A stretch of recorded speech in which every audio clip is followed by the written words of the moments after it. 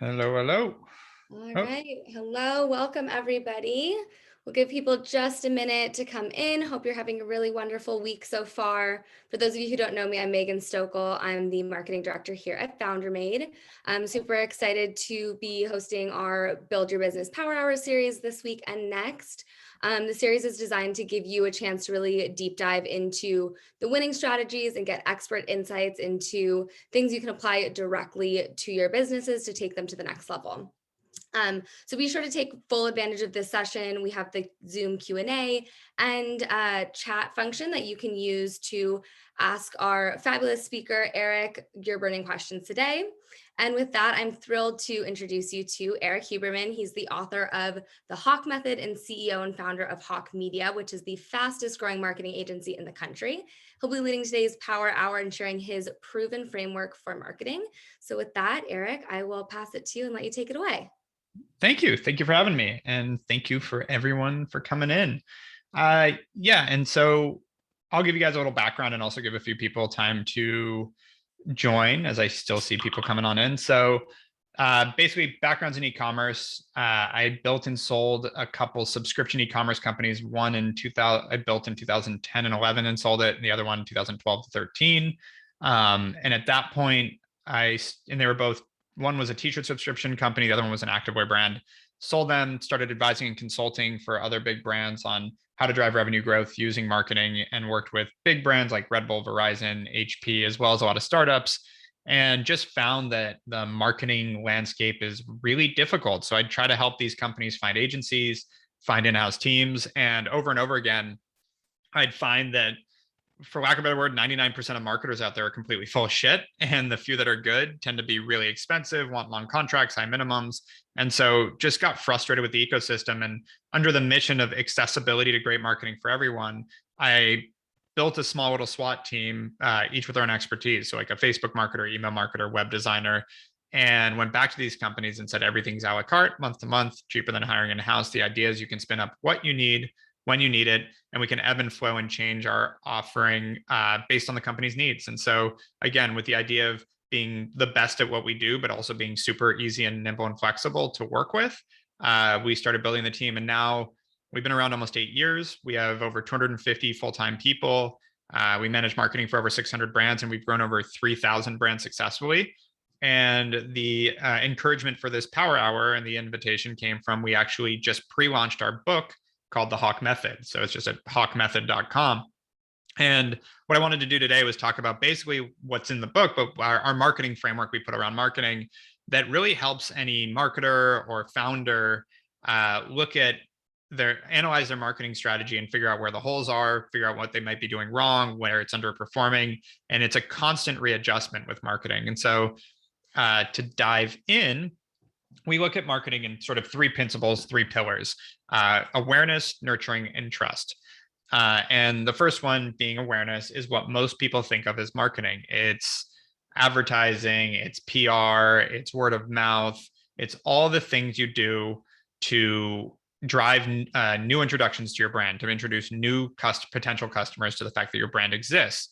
And so I'm going to start there and dive into awareness a little more. And so a lot of times when you're looking at awareness, you're trying to decide what to do. Do I put my money in Google? Do I put my money in Facebook? Should I advertise on TikTok or Snapchat?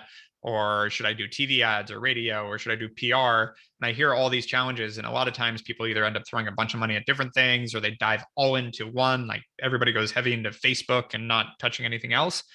And so there's a framework around thinking about this. And what's changed in advertising and in reaching new people in that awareness piece is no longer is there a conversation about reaching your demographic. And I hear this a lot is, aren't only kids on TikTok, or isn't Facebook doesn't have any kids on it, and all these generalizations that happen with these platforms that have literally billions of people using them. And the truth is, when you're looking at gross generalizations, yeah, a lot of these are true. But when you're talking about your business and reaching your customer, you have customers probably on every one of these platforms. And so that's not the issue that you have to look at when it comes to picking a platform. It's actually context. And so when it comes to awareness and building awareness for your product, context is really king. And so the best way to illustrate this, and then I'll get to the other channels, is Facebook versus Google debate. So when do I use Google? When do I use Facebook? And so starting with Facebook, how we talk about the two is Facebook is a great place to create new demand for a product or service. Google is a great place to answer existing demand. And what I mean by that is Facebook, you're able to reach your exact target customer with the exact messaging and creative that you've tested that resonates with your exact target customer at a time when they're doing nothing productive. On Facebook or Instagram, generally people are just scrolling through their news feed. They're not doing anything. They're not busy. And that is one of the reasons it is so powerful is they're basically telling you, I'm bored. I'm looking for random stuff. Show me something and I'll pay attention to it. And that's where it's your job to reach the right people that would be interested in your product or service with great messaging that can capture that attention. And then they're going to come and check it out. And so if you're a new fashion brand or a new lifestyle product that people don't know you exist and aren't looking for what you're offering, it's a perfect opportunity to introduce yourself. The counter to this is really Google. Google is not based on, it doesn't create new demand, it answers existing demand, meaning it's based on someone actively looking for a solution to something. I am looking for a white t-shirt. I am looking for a DUI attorney. I am looking for a specific solution to my problem or my need. And so if you have a problem solution driven product, Google is your friend. So again, DUI attorney, or you sell blank white t-shirts at a good price. If you're selling commodities or something that is timing driven, Google is going to be better. And what I mean by timing is do I need it right now? Because it is really hard to gauge timing on Facebook. You don't have that real time. Are they looking for this? So the example, I'll keep using the DUI attorney, even though it's a weird example. On Facebook, I guess you could target anyone interested in alcohol and driving, but that probably doesn't have a good correlation with a DUI attorney's needs. And by the way, I am watching chat, so if you guys have questions along the way, feel free. And so let me turn that on real quick, actually, to make sure I can see the right chat. There we go. So that's the example of the timing thing. I can reach out to anyone that may potentially have a DUI because they're into driving and alcohol, but chances are a large majority of those won't ever get a DUI, and they might not get one today. They might get one 10 years from now. So how do I capture that? A lot harder on social. On Google, you literally just, when someone's searching for DUI attorney, I want to show up, or DUI guidance or whatever. So that's where Google comes in. Again, Facebook, here's where the other side comes in, the benefit of Facebook. If you're selling the hottest new running shoe, and most people haven't heard of it, but you have this great running shoe, on Google, if I search for running shoes and I see Nike, Asics, Hawke, and then your random shoe, I'm probably going to buy one of the ones I recognize. I might click your ad just to go, oh, what's this? You might get a little bit of traffic, but chances are people aren't always doing research on that. And so maybe you get a little bit of business, but generally they're going to go with what they're comfortable with. And you're not introducing yourself to new people because that's not why they're there. They're looking for the answer. And same thing goes for any type of lifestyle product. If you're not just selling a commodity that you can rank for, you're probably gonna have a hard time competing against brands that are more well-known, and building trust is a lot harder on Google. And also, again, white t-shirt, I always like to do this when I'm in person, but how many of you have Googled for a t-shirt or a dress on Google and then bought there? And generally there's one random hand that goes out of 100. People don't really do that kind of shopping through Google. They do it through Facebook, where it's oh, that's cool. I like that image. I'm going to check that out. And that's where you can create demand again. So those two. That's Google and Facebook. Now let's talk about some of the other channels that come up a lot. And this is the reason I'm going through this is not to tell you which one to advertise on. It's more because as things continue to change and grow and new channels come up, this framework should allow you to really analyze, should we go into it? I'm going to go to a couple not so great ones, and then we can talk about some good ones. So the not so great ones, for example, YouTube. And by the way, there's nuance and anomalies to all of these. I'm speaking hyperbole, but there are companies that do well on YouTube. But generally, advertising on YouTube, I'm not talking about influencer marketing, isn't very lucrative and performance driven, because if I'm going to YouTube, I'm generally going to watch a specific video. And now you want to interrupt my video before, not let me watch it yet, or interrupt in the middle of it to tell me about your product. I'm annoyed. I'm trying to do something. So back to the Facebook, Instagram comparison, I'm just scrolling. I'm bored. I'm not looking for anything specifically. On YouTube, I'm specifically looking for a video. And now you're interrupting me. I think it's a bad brand play. I think it's a bad performance play. Now on influencer, when you can integrate with the content I am looking for, that's different. If I like a car YouTube channel and now your new car part is being used in as this guy's building a new car, that's interesting. That's integration. That's a little different. I think that's a good way to leverage YouTube. But just running pre-roll ads is not. Snapchat struggled for a long time because the usage of Snapchat was more about messaging your small group of friends and having these disappearing messages. And then stories came out and that was a little better and it has improved, but it's always still been used for like this disappearing message, like smaller group communication where advertisements is kind of interrupted. It's like having a small group of friends and having a conversation. Someone just walks in and starts talking. You're just like, why are you here? I'm not looking for you. So that it really does have to do with how the interface and how the user experience is built, whether advertising is going to be as lucrative or not. So Twitter, another example, they've never really had a huge booming success as they should with advertising because Twitter, you don't like just scroll through your feed generally. Most people are going to a specific channel to watch a specific thread or honestly talking back and forth with people. They're not just sitting there reading the tweets that they follow. Some people do that. It's not as common and it's not really built the same way to really drive good ads, which is why performance on Twitter has never been that great. Now, the newest player on the block, TikTok, from the beginning, we saw that as a huge winner. And the reason is, and this goes back to analyzing, if I'm actually curious, into chat, who here has used TikTok out of 30, the people in the crowd? Perfect. So we got at least a couple users. So if you've used it, it takes like the Instagram and Facebook newsfeed to a whole nother level because it is so random and there's so much more. The algorithm's driven so differently that you literally are just going through random videos that kind of optimize based on what you're interested right now. Like if you pause on this personal anecdote, if I pause on a couple of snowboard videos, all of a sudden I'm seeing all snowboard videos. And so it just watches your current behavior, which Facebook and Instagram do not do, and really optimizes current based on what you want to see right now. And what's really cool about that is it's perfect for advertising because as they build their advertising platform and algorithm out better, that means that my behavior and what I'm used to with TikTok is to see random stuff all the time. It's not even my friends. It's not people I follow. It's just random. And as you start to follow people, you see more of that too, but still they have so many random videos coming in on the For You page that they've trained their audience to be just ready to see anything random. And so when an ad comes in, it's literally not disruptive at all because it's just another random video from a random source. So if you can create really good TikTok driven ads, the engagement can go through the roof. And the limitation there currently is that they still are perfecting their ad platform and the advertising algorithm.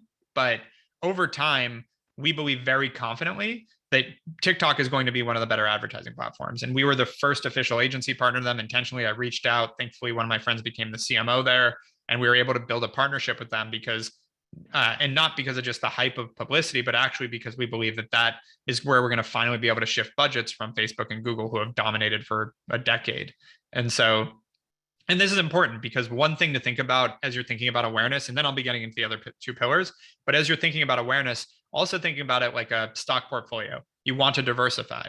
Like you don't want to go all in because then when iOS 14 happens and it hurts your Facebook ads, your entire company isn't taken down. The same thing used to happen when SEO was the main driver of business and everybody was optimizing for Google. Google would come up with an algorithm change and it would literally bankrupt companies overnight because it was their only source of revenue. So diversify in the way you're getting traffic, getting your awareness out there.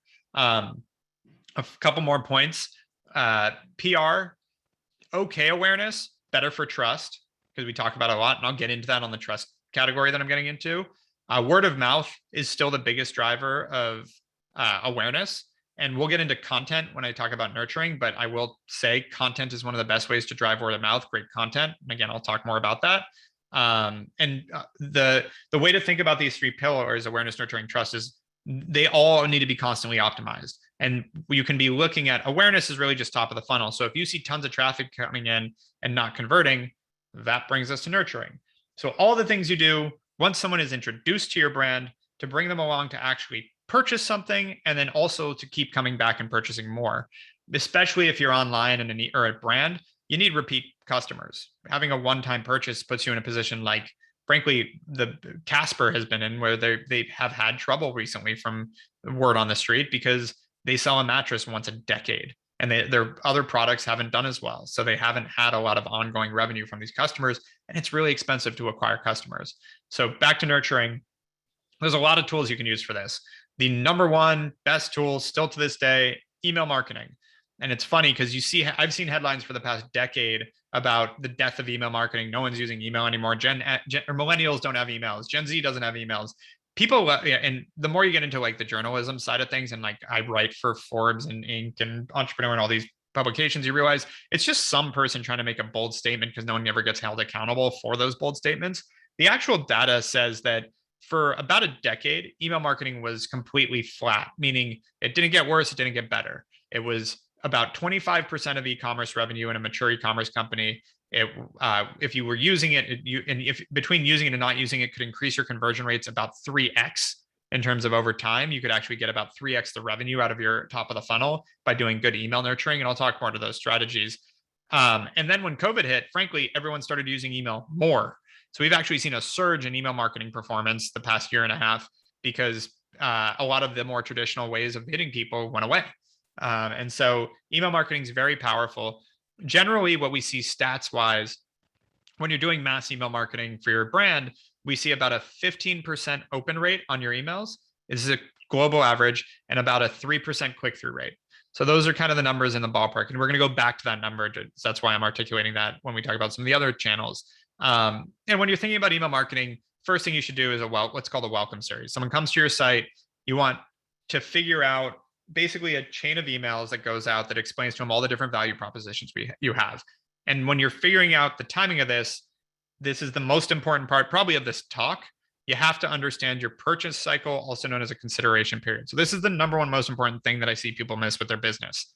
When you create awareness, when you introduce someone to your brand, they don't normally buy right away. Most people do not see an ad and just go buy it. That's not a normal human behavior. There are early adopters and, or specific products that resonate with specific people that they've been needing it. They're like, yep, done, got it. But normal, especially for any type of discretionary purchase or impulse buy, there is something called a purchase cycle or consideration period. That period's actually pretty significant. So in e-commerce, the stats we've seen over the thousands of companies we've worked with is for $50, that purchase cycle is about 3 weeks. For $100, it's about 5 weeks. For $200, it's about 6 weeks. And then it trails off between 2 and 3 months, depending on the size of the purchase.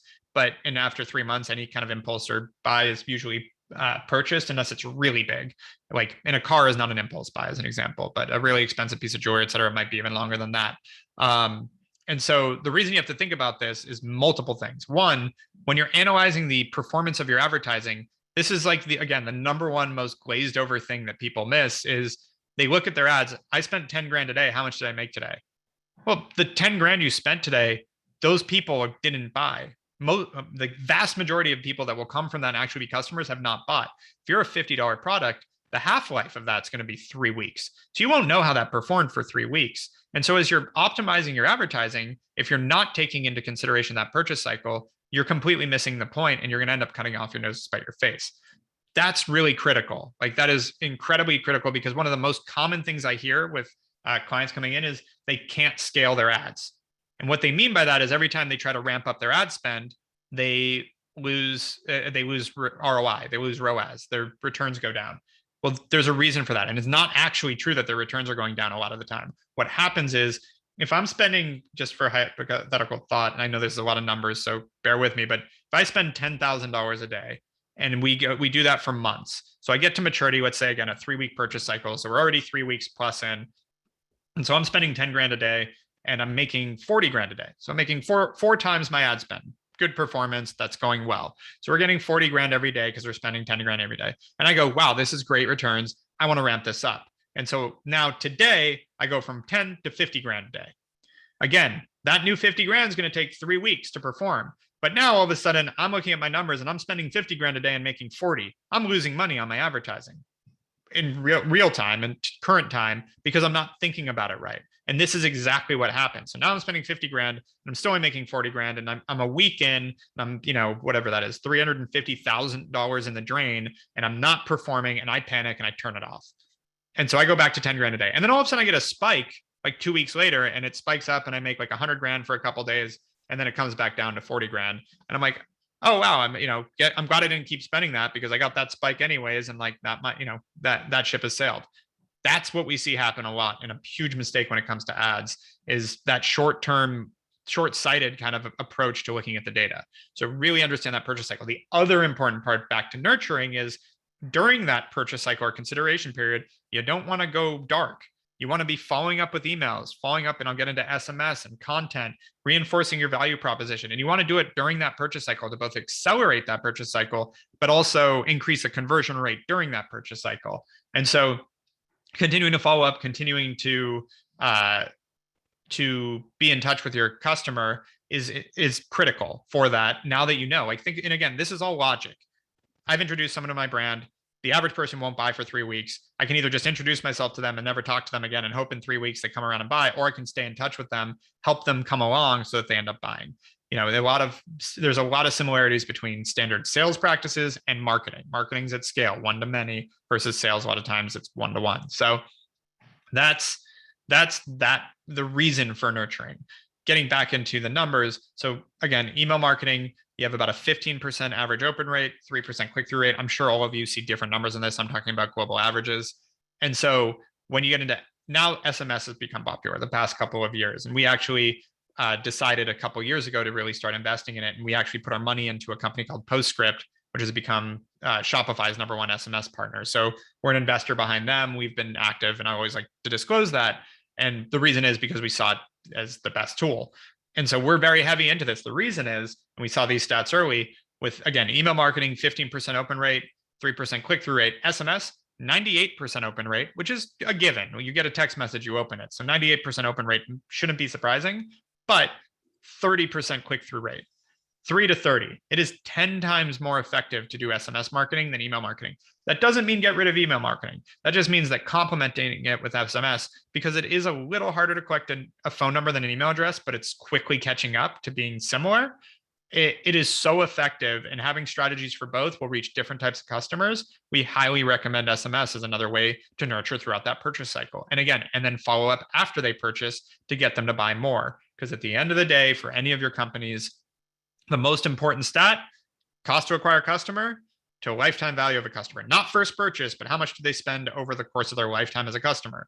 That is what's going to help you with private equity multiples. That's going to help you, frankly, with sustainability of the business. Is if I spend $10, how much do I make in a return over time off that customer? And so SMS will help with that. Now going back, and then chatbots is another great way to engage. You can have chats on your site. It's another good way to build trust and nurture, and I'll get into the trust aspect in a sec. But SMS is super powerful. So next thing, content. And content is a tough one because I think especially for early businesses, it is so important to understand ROI on your marketing. Content is a really hard one to track. It is really hard. And I think you honestly, when you start to get too into the data on content, you get too short-sighted. And so content, the way we try to build it out, the idea is build content and in line with the aspiration for your customer. What I mean by this is if the aspirations can be as large or small as you would think, meaning like if I'm buying socks, it might just be because I have holes in my socks and I don't want to have holes in them. But if I'm buying running shoes, it might be because I want to get out and run more, be active. I want to be healthy. If I'm buying GoPro, it's because I want to go on adventures and videotape it. Whatever those things are, it's thinking about content. The best example of this to me is Red Bull. And everyone knows the Red Bull Media House and how they've built their content, the guy jumping out of space, et cetera. But there's a really cogent strategy there. And what that is they want you to associate Red Bull with having energy. And so the idea is, let's go grab all the things that people have insane energy to do and put our name on it and put out this content around it, whether it's snowboarding and mountain biking and music and all these things that have high energy, so that when people think about all these high energy things and doing these things, they think about Red Bull. So when they need energy, they think about Red Bull. And it is that simple of a thesis around it. And the most critical part of this that I mentioned earlier is word of mouth is huge from that. So number one, word of mouth with content. People are a lot more likely to send each other great content than they're going to send each other your product page. Way more likely. And this is just anecdotal, but I haven't done a study on this, but I doubt anyone would disagree with me that you get a lot more memes sent to you and a lot more cool videos, and you get buy this shoe. And so when you create that content and you engage your audience, they're going to go share it. You're going to get more people introduced to it because they're more comfortable sharing that has to be good content. All of this has to be good. The next piece is, as I'm thinking about buying your product or service, as I'm in that purchase cycle and you're sharing content with me, you're presenting value above and beyond a purchase decision. You're engaging me about not just buying your product, but you're also just engaging me. And inherently, the more you engage me, the more you get me to your site, the more you get me watching your stuff, the more likely I am to purchase and keep purchasing. You've built a relationship with me. So that is another big part of content. I'm going to get into trust in a sec, but also building trust. I now know what you're about. The kind of content you create gives me insight into your personality. And just so you guys know, I am going to save about 15 to 20 minutes at the end of this for questions. So definitely put your questions together for your own businesses, because I love rapid fire trying to help you guys out. But when you're thinking about content, it is also building that relationship with your customers and not showing them some insight into how you think, what you prioritize, which again should feed back into the aspiration of your brand and what you're trying to present as a value to your customers, and continue to reinforce that value with content.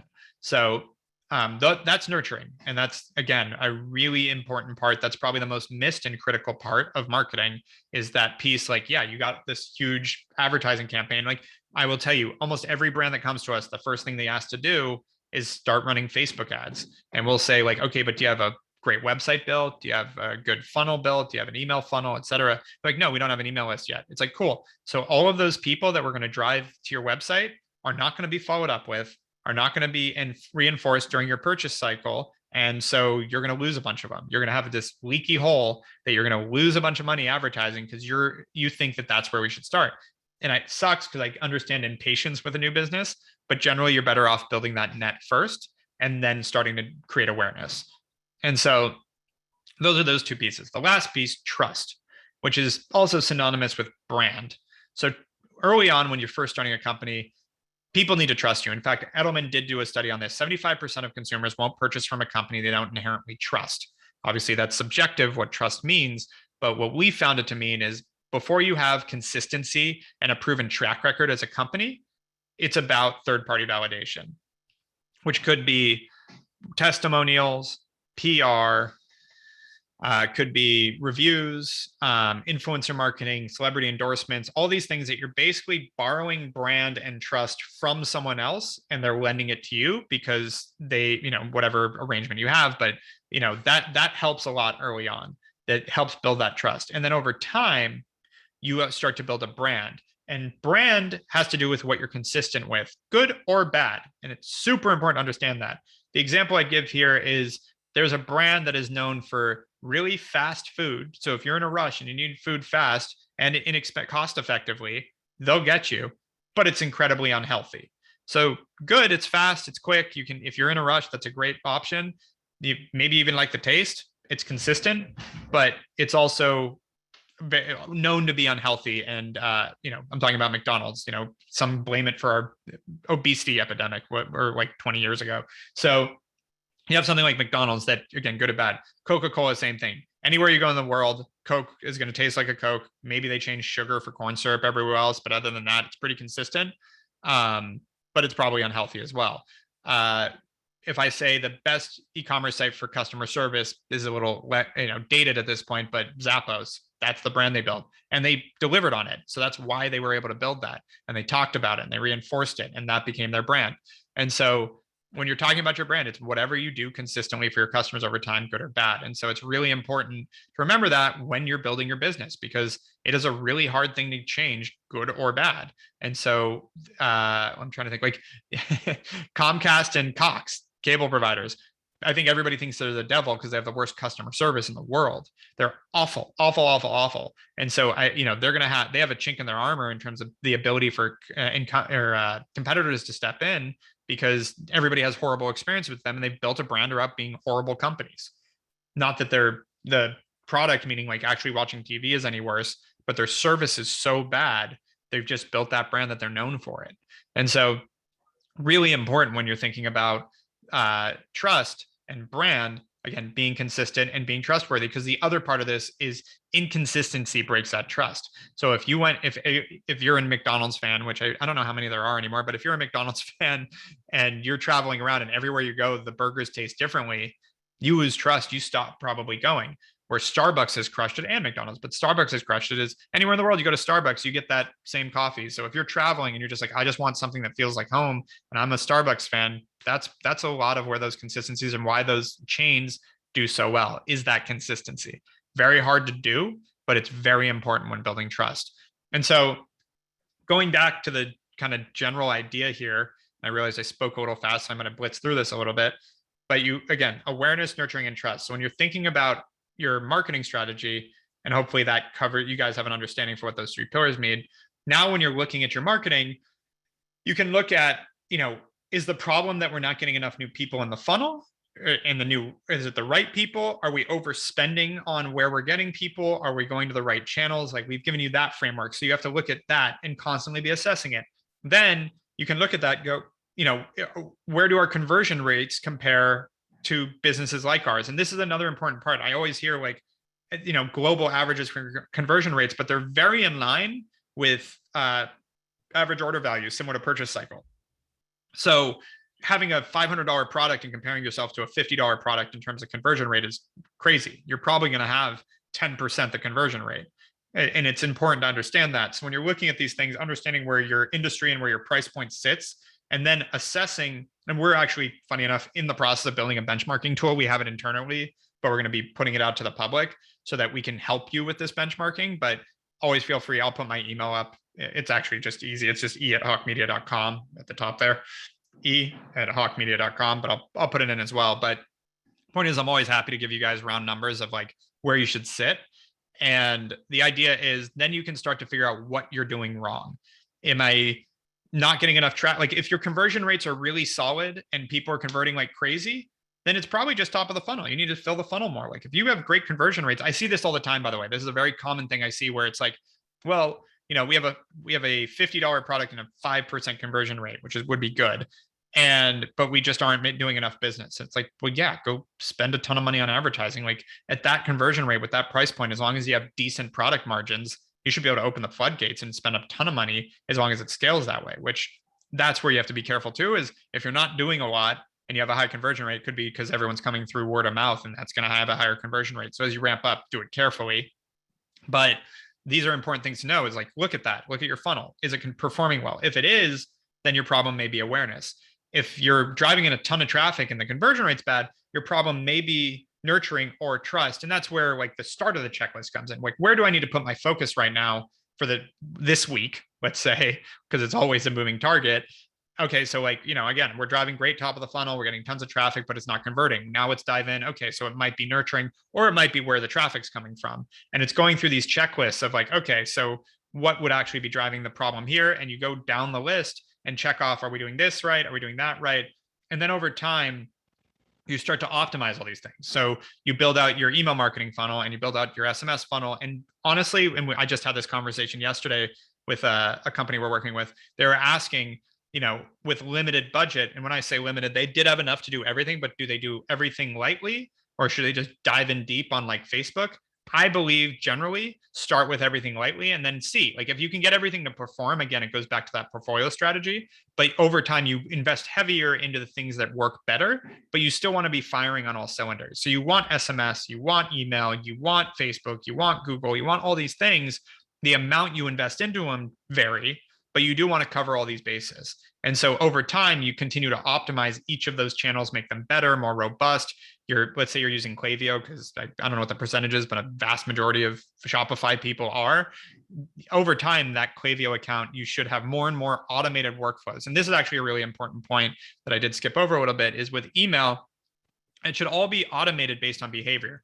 I hope at this point, because we've been talking about this for probably a decade as well, stop sending email blasts.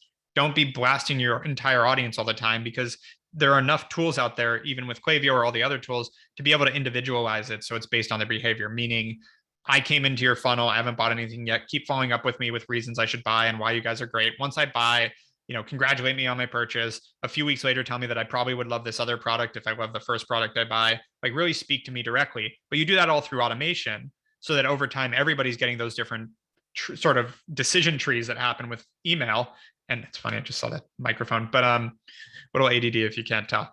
So the decision tree comes out, And you end up building that more and more robust so that over time you actually make more and more money per person or have a higher lifetime value per customer because you're able to milk, frankly, more and more product sales out of each person because you're optimizing constantly how to re-engage that person, how to do better. So that's that's really critical to know on the email side.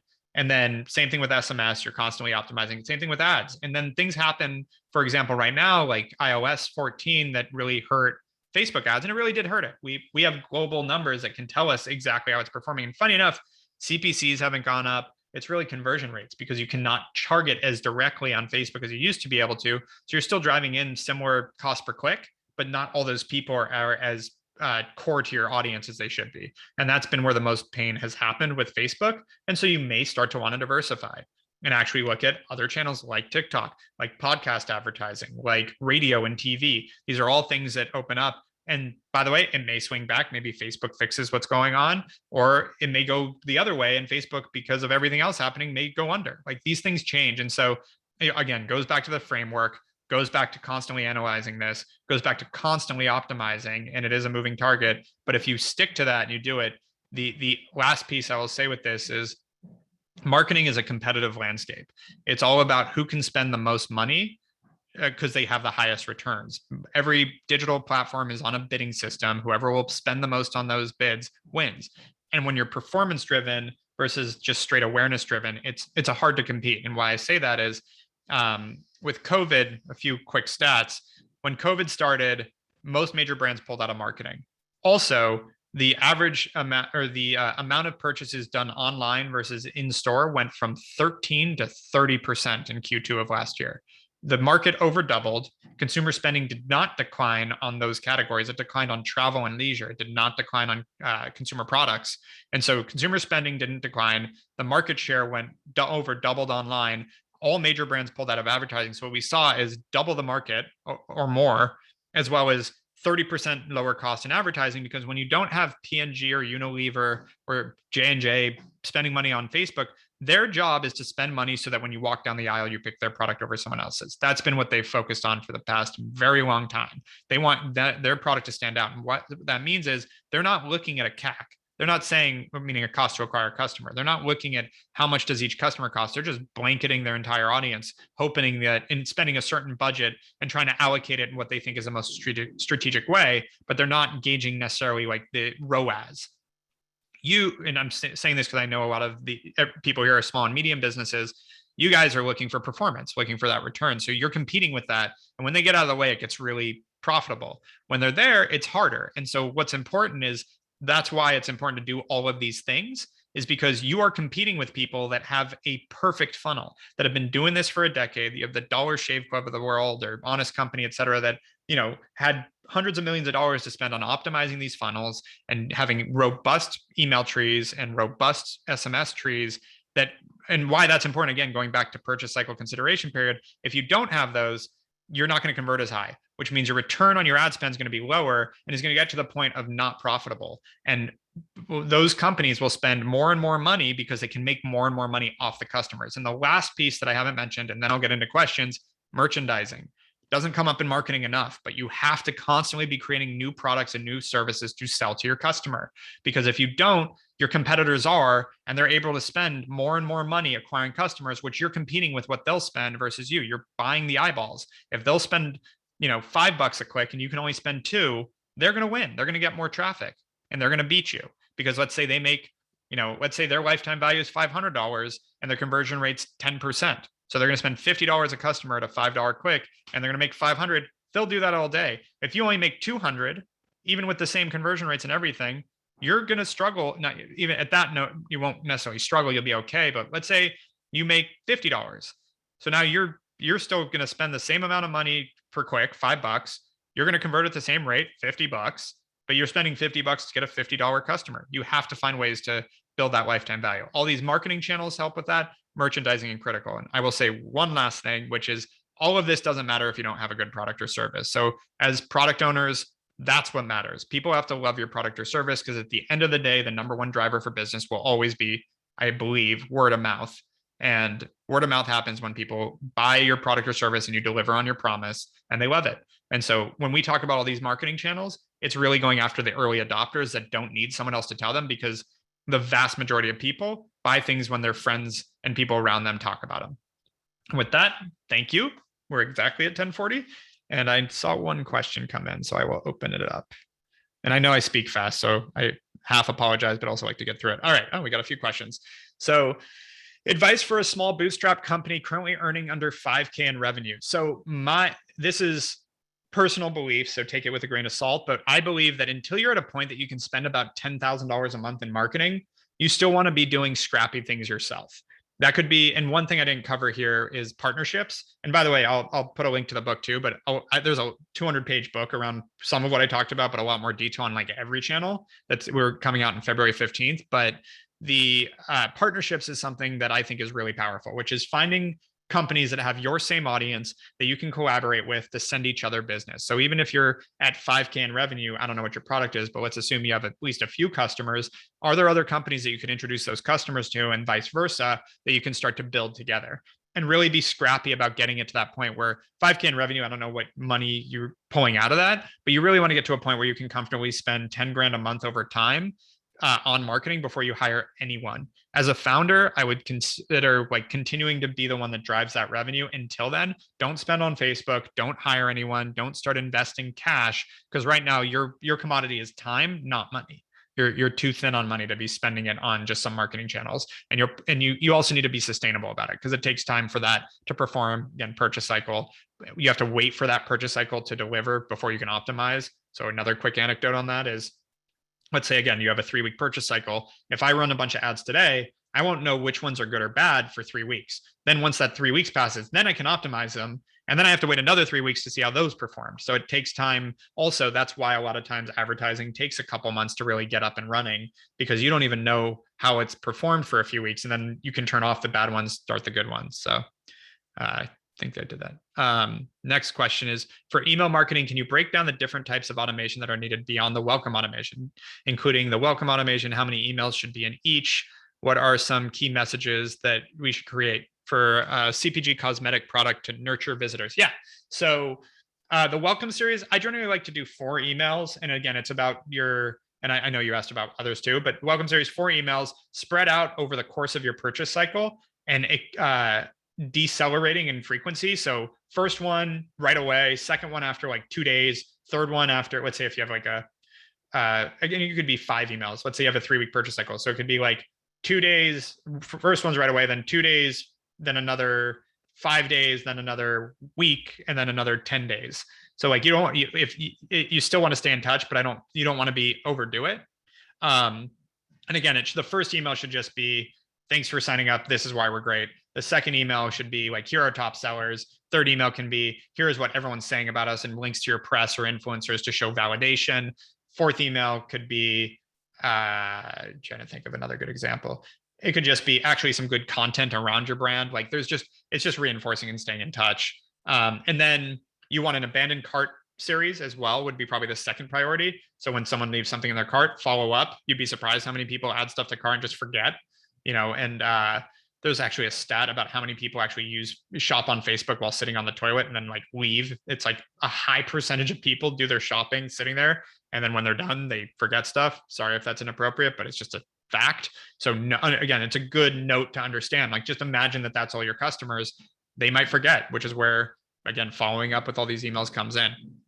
And then it's all the ongoing purchase stuff. So once they've purchased, there's also like, we miss you. Someone hasn't bought anything. Let's say you have a company that generally people buy every 3 months and someone hasn't bought for 4. Follow up, say, hey, like we haven't seen you in a while. We miss you. We'd love to offer you this, or we'd love, check out our new products, like speak to the individual, but again, automate it. So everyone that hasn't come to the site and bought something in 4 months, tell them that you miss them, every single one of them. And so that, once you build that and you put it into Klaviyo, it's done. You're not on this hamster wheel of trying to create more emails. And so every company's different, but continuing to build those out so that you're constantly re-engaging your audience in ways that feels personal and feels valuable is super important. And we could go on a ton more, and I'm happy to dive in individually. Do you still think Facebook is still a strong channel for advertising, even with iOS changes? So spoke a lot to this, and the answer is yes. It's still performing great for most of our clients. It hasn't dropped off that much. It just takes a lot more work. Another investment we made is in a company called Enquire Labs, because one of the things Facebook lost was a lot of the tracking and where they came from. And so Enquire Labs is a Shopify plugin for post-purchase attribution, so that you can actually track where things are coming from, because that's what was most broken by iOS changes. But you're still, what we talked about when it first hit, and listen, it's been a little rougher than anticipated, but it's still okay, is consumer spending didn't go down because of iOS changes. People are still trying to buy shit. You just have to do a little bit of better job optimizing to reach them. And that's what changed. So it's just being better than everyone else, once again, is what's going to win, because those dollars are still out there. The next one, we run a video production company and create high-end content. How can we work with marketing companies like Hawke Media? Reach out. We work with tons of production partners. So you feel free to email me. I can connect you with our production team. But we have a massive partnership network that we've built at our business, and it's all about finding companies that complement what we do and we value what they do. And it's what I said on that first question about, like, find companies that are reaching your same customer and ways that you can partner up and help each other. I think the part that most people miss in the partnership side is offering something. Everybody, like, we get hit up all the time. We'd love to give our software to all of your customers. Like, yeah, of course you would. We have hundreds and hundreds of customers for any software company in e-commerce. They'd love to reach all our clients. What's in it for us? If it's a great software, we'll still do it. But like, that's not a great way to get an attention of a business. So figuring out what you can offer other than just servicing their customers, which, in production as an example, there's a lot of competition out there. So you've got to articulate why. And I think that's important. What's your opinion on giveaways? I hate them. Being blunt, again, speaking hyperbole, but I think you attract people that want giveaways. You don't attract people that want to buy your stuff. I think it's a wasted effort. People, it's all vanity metrics. You get a bunch of email addresses of people that don't want to actually buy your stuff. And sorry, I just realized I read this in context. They're asking, what is my opinion of giveaways to build email lists? If not giveaways, what's your favorite list build tip? As you mentioned, Facebook, IG are expensive to build a list. Stop worrying about building your list. Worry about driving customers. I don't believe that the list should be the goal. I think it needs to be people that actually are intending to buy. And so that will change your perspective on building lists. One way to do it, there's actually a platform we've used a couple of times. I don't know how well it's doing now, but it's called Dojo Mojo. I think they're doing pretty well, where it was about list sharing. And like, that's interesting to me. Like, if it's like, I'm a fashion company, you're a beauty company, our customers are very similar. Why don't we both reach out to them together and host a cross promotion that we can share lists? That's interesting in a way to build lists. Can you share an example about a good email plan with specific messaging across the funnel? I've always loved Chubby's email marketing, but that's because it's unique and stands out a little bit. So they have all the automations and all the basics that I talk about. And if you don't know, Chubby's is like a swimsuit company, bunch of Stanford grads. They just have nailed their customers. So what I love about them is not necessarily the tactics, but it's the actual messaging and creative that they've done, because they like changed the email delivery. Like, I don't get them anymore, but it used to be like, an email, it's like, your dad wants to talk to you, and like just random funny stuff that reached like, a younger adult, like male audience that really resonated. And I think that's part of it, is like, don't be too transactional. You want to speak as your brand. And then all the standard practices. Klaviyo, we have a ton of blog posts about this, and these are things I can always talk to later about, like a full robust plan and funnel and what that looks like. But it's really, I think the unique comes in the creative. So our sales each month are around 6K. Should we even spend on advertising? Going back to the first question, no, I don't believe so. This is, and I hate to speak in certainties, so I'm always happy to connect later to see if there's a specific there, but I do believe you want to be at a point where you can spend 10 grand a month on marketing before you start spending on anything outside of being scrappy about it and finding ways to get sales. And partnerships, and because it also creates more consistency. If you create great partnerships and great things that don't cost money, you can sustain those with the ebb and flow of your business. I got one more question here, so if you have any more, feel free. I don't mind giving you guys back 10 minutes of your day either. But can you comment on SEO versus SEM? Should startups invest in these services? Yeah. So thank you, because I didn't talk to SEO. SEO is great. It takes a long time. So SEO versus SEM, SEM is really just the accelerated version of SEO. You're just buying the space versus earning it. And also it's hard to earn every piece of space. So I would say when it comes to, it's not one or the other, it's just know that SEO will pay dividends longer because it's organic, it's going to pay dividends, but it takes a really long time to get going and it's really hard to scale. Whereas SEM, I can just spend more and more money and get more and more traffic. So both are good. One costs a lot more than the other, meaning SEM can be as expensive as you want to spend, SEO not, but SEO isn't going to perform overnight. It's going to take a long time. So I recommend doing both, but investing differently depending on where your business is as well. Do we have any other questions? All right, well, I'm going to paste two things into chat. I'm going to put my email address and I'm going to put a link to the book. By the way, we literally haven't even launched this yet. It's like we put the website up, but we haven't announced it yet. So you're the first audience to hear about it. So thank you for coming out. It's a fun, exciting 2-year project. But yeah.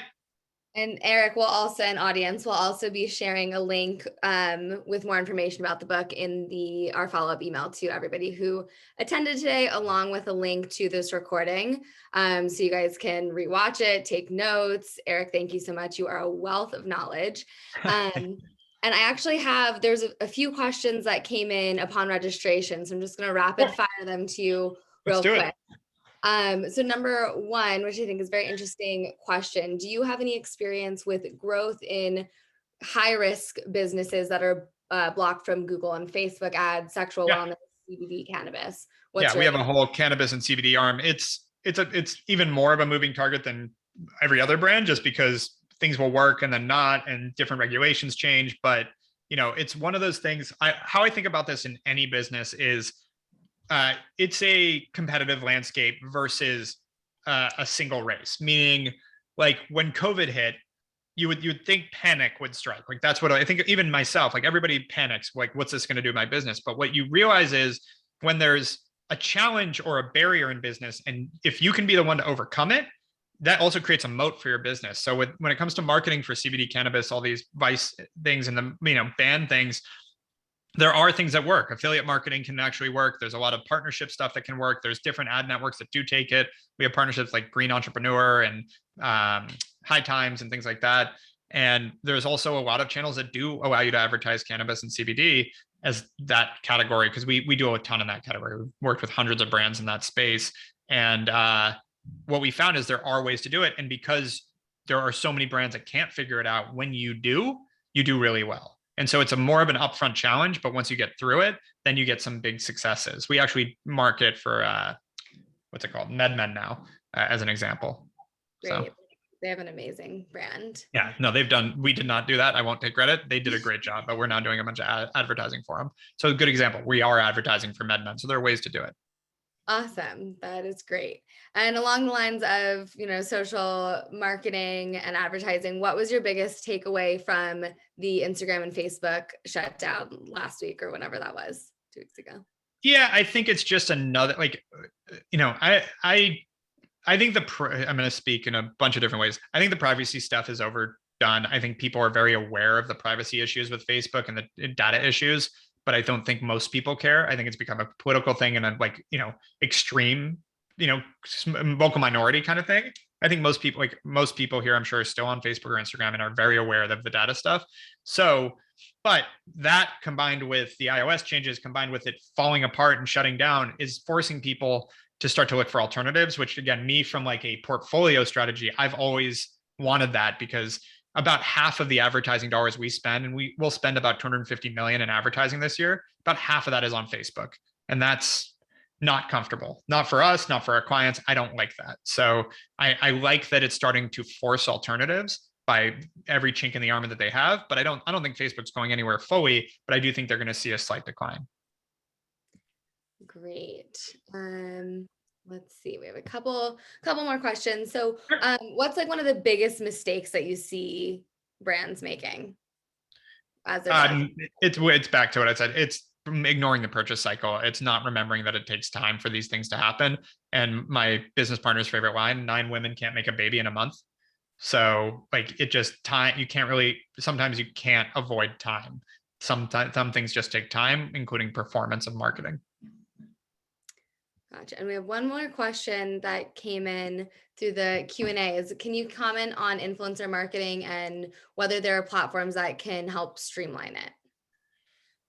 We use a bunch of different ones. I still haven't seen any perfect platform because I think it's hard. I don't know that it ever won't be the Wild West because it's hard to create a commodity out of something that's not really commoditizable. Like it's a bunch of random people that have influence that are all priced differently, that have different engagement levels and different abilities to sell things, and everyone is different. And so it's really hard to make that streamlined. So influencer marketing in general, I think it's a great way to build trust. It's a great way to get content, great way to get assets. It's okay way to get awareness, but it's frankly in that sense just another advertising channel now because I have to disclose that it's an ad.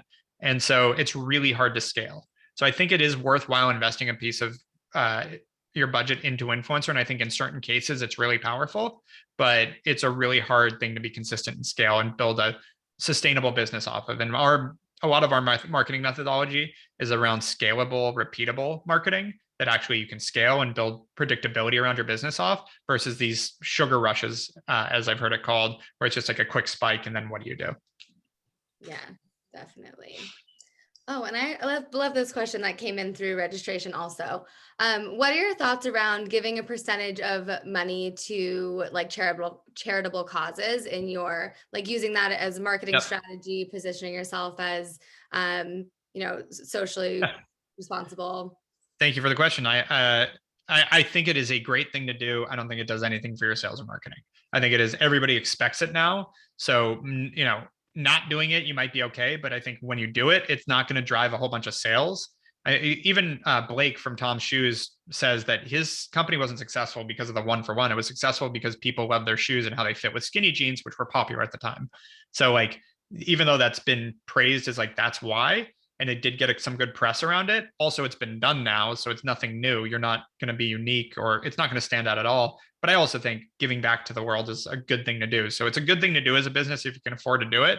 But I don't think like the 1-to-1, like we're going to give away to this, like I don't think that does as much anymore. I think having some sort of social responsibility is just expected at this point. Yeah, certainly. Okay, so we have just a couple minutes left. If you have one last piece of advice for the audience, go for it. Yeah, I would say this is going to be, if you're in a good position product wise, this is going to be a really good season for you, because I think we're going into Q4. Make sure you're already testing everything and advertising and doing all that. Like if you're not already there mid-October, like you're way behind with, again, we're talking about purchase cycle. You better be testing right now so that you can actually optimize your ads so that by the time you get to Black Friday, Cyber Monday, you're already there. So that's number one. Number two, a lot of companies are struggling with supply chain. A lot. Like I think it's actually going to be a big deal in our economy the next few months, which for you can, again, going back to like where, don't waste a good crisis. You have the opportunity, if you do have product, to take some market share. We have clients that literally are pulling back on marketing, not because it's not performing, but because they have nothing to sell. So take that opportunity, run with it, double down, and make hay when the sun shines. Amazing. Well, thank you so much, Eric. I'm just putting up the Hawke Media website, Eric's email, if anybody needs to get in touch. Please reach out. We'll be in touch tomorrow with the recording of the session. And then just to give everyone an update on our upcoming events at FounderMade, we have our week 2 of our Build Your Business Power Hour series next week on Monday. Target Accelerators is presenting Power Hour. We're focusing on how to make winning first impressions, whether that's, pitching to investors, to retailers, whoever that may be. On November 18th, we have our Discovery Show at home.